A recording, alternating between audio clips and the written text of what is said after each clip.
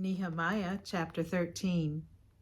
On that day they read from the book of Moses in the hearing of the people, and in it was found written that no Ammonite or Moabite should ever come into the assembly of God, because they had not met the children of Israel with bread and water, but hired Balaam against them to curse them. However, our God turned the curses into a blessing. So it was when they had heard the law that they separated all the mixed multitude from Israel. Now before this, Eliashib the priest, having authority over the storerooms of the house of our God, was allied with Tobiah.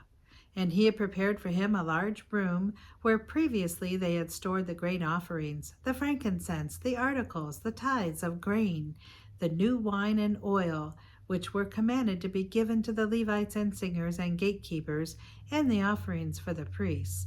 But during all this, I was not in Jerusalem, for in the 32nd year of Artaxerxes, king of Babylon, I had returned to the king.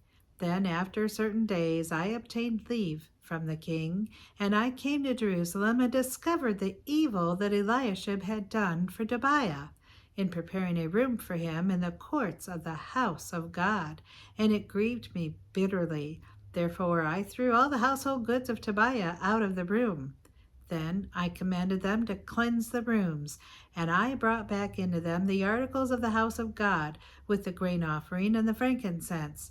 I also realized that the portions for the Levites had not been given them, for each of the Levites and the singers who did the work had gone back to his field.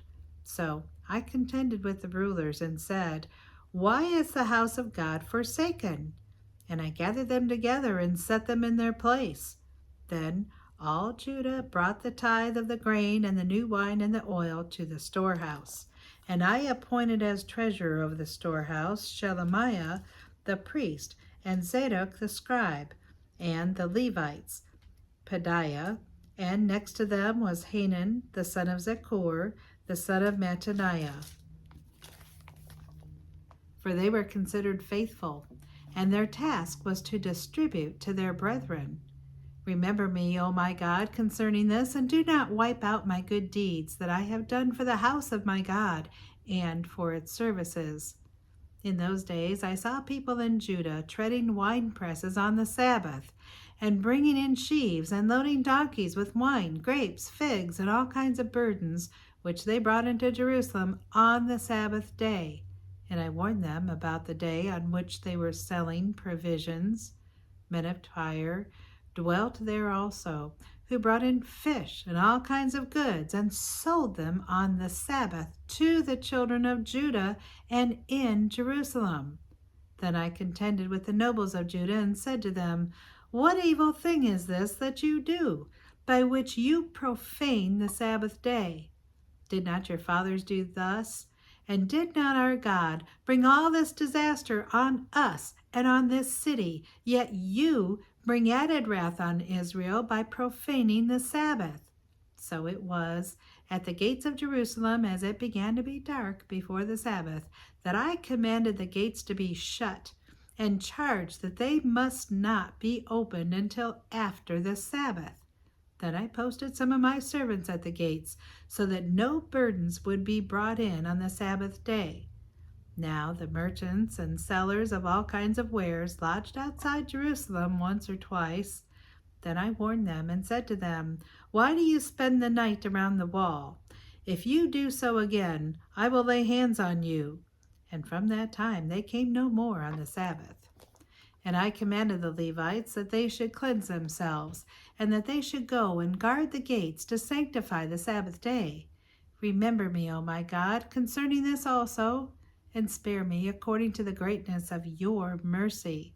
In those days I also saw Jews who had married women of Ashdod, Ammon, and Moab, and half of their children spoke the language of Ashdod, and could not speak the language of Judah, but spoke according to the language of one or the other people.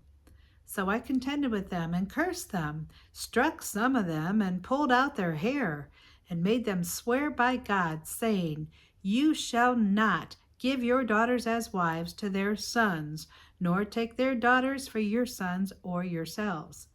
Did not Solomon king of Israel sin by these things? Yet among many nations there was no king like him, who was beloved of his God, and God made him king over all Israel. Nevertheless, pagan women caused him even to sin. Should we then hear of your doing all this great evil, transgressing against our God by marrying pagan women? And one of the sons of Jehoiada, the son of Eliashib, the high priest, was a son-in-law of Sanballat, the Horonite. Therefore I drove him from me. Remember me, O my God, because they have defiled the priesthood and the covenant of the priesthood and the Levites. Thus I cleanse them of everything pagan. I also assign duties to the priests and Levites, each to his service, and to bringing the wood offering and the first fruits at appointed times. Remember me, O my God, for good. And that is the end of the book of Nehemiah. So God, we thank you for the book of Nehemiah.